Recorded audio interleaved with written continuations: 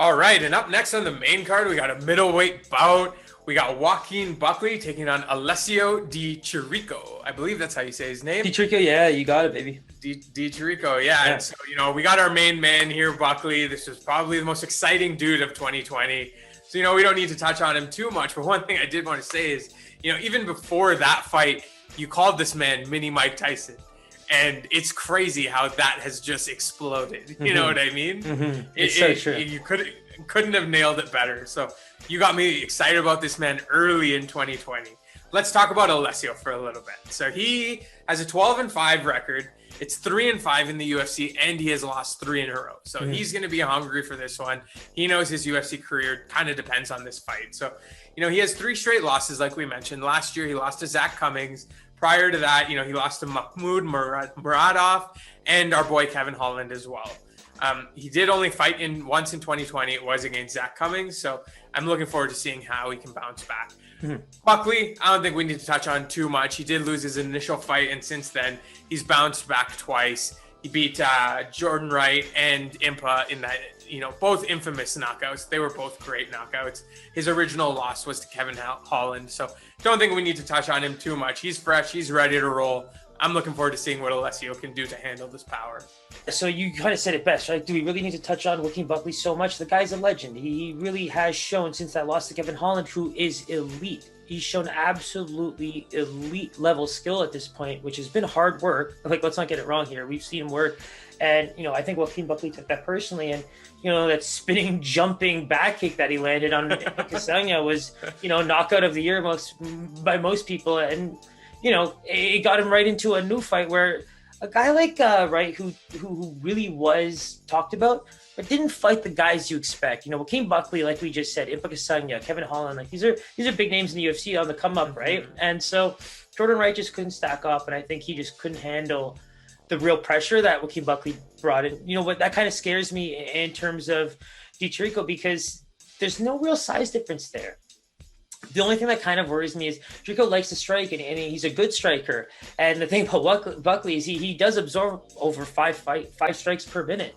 That's a lot. That's significant, right? So I just don't see it being heavily damaging. And to be honest, I think he's now working at a level where what he's bringing to the table, footwork, power, all that kind of stuff is very scary. I think the lines are going to show it. Di Chirico has to be the biggest underdog on this entire fight night. It'd be very surprised if he wasn't 3 straight losses, and that spans more than 2-3 years. It's been a different type of career for him, on the tail end. And so I think he might even be one of those people in a position where, like, who wants to fight Joaquin Buckley? Well, I think Di Chirico put up his hand after those 3 losses, and let's see how well he does. All the power to him. I was going to say kudos to him for taking that fight for sure, because this is going to be a tough one. Where do you see the odds landing? I have Joaquin Buckley at a -350 currently. Oh, just outside of the range. Wow. Yeah, 25, and when we get high like this, it's tough to nail them. I was going to say -400. I really was, but you know what? Oh, no. Now you're going the other way. Yeah, that's what I mean. No, I 100% knew I had to, take it down a notch because he's shave it down a bit. This isn't Valentin Shevchenko. We have to just take it down. Yeah, these are -1600 lines like that, Brad, for sure. So, he's a -275 favorite, and that line has stayed put from the time it opened. It looks like it's going to close at -275 as well. And I think that 100% has to deal with the ability of Di Chirico to keep that striking battle going, and Buckley's inability to block consistently. 5 strikes is a significant number if you look across the board. That's a fairly high number for any UFC fighter, and I think that's going to be something that speaks volumes if you only stick with fighters. Standing guys for sure. Any over-unders or method of victory you want to touch on? I want to. You have to assume that the unders are massive here. Like they must be -300s. Dude, it would actually surprise you, man. Under 1.5 is +137 here. The fight to go the distance.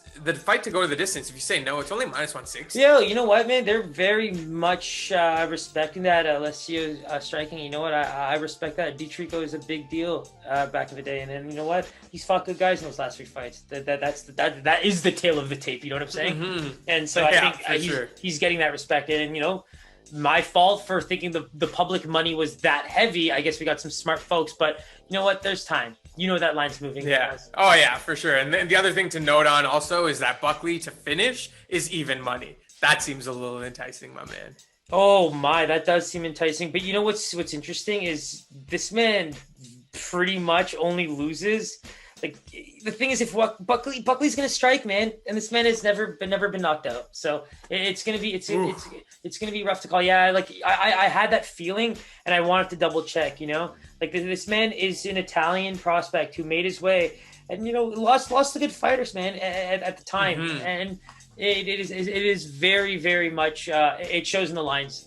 I think that shows in the lines because Vegas is very much reading more into the fight than they are people. Yes, absolutely. Because we know 90% of the money, if not more, is going to be on Buckley. And that's what I mean. You know, give it that 8-day span. This is going to get ridiculous. And it makes you consider. Yeah. Right? Yeah. It's going to be really interesting. For sure. 100%. For sure. So, you know, that wraps up UFC Fight Island 7. It's going to be a great card. Can't wait for this one. If you haven't already, make sure you hit that subscribe button, hit that bell button. We got our Instagram, our Twitter, all that information there. Give us a shout. We look forward to hearing from you. Suraj, always a beauty, man. Always a beauty, man. I can't believe the first card of the year went so well. I literally have goosebumps for the last hour. It's like freezing cold in here, you know. I'm so excited. We got it done really early. We're going to be able to maybe analyze some lines based on, you know, weigh-ins and all those kinds of things. Maybe there's some late-minute changes. Who knows? You know, we're going to have to keep our ear to the ground and just keep it rolling, baby. You know what time it is. For sure. Stay tuned for that content. So let's go, bro. Let's go, baby. Keep it real. Keep it locked. Peace.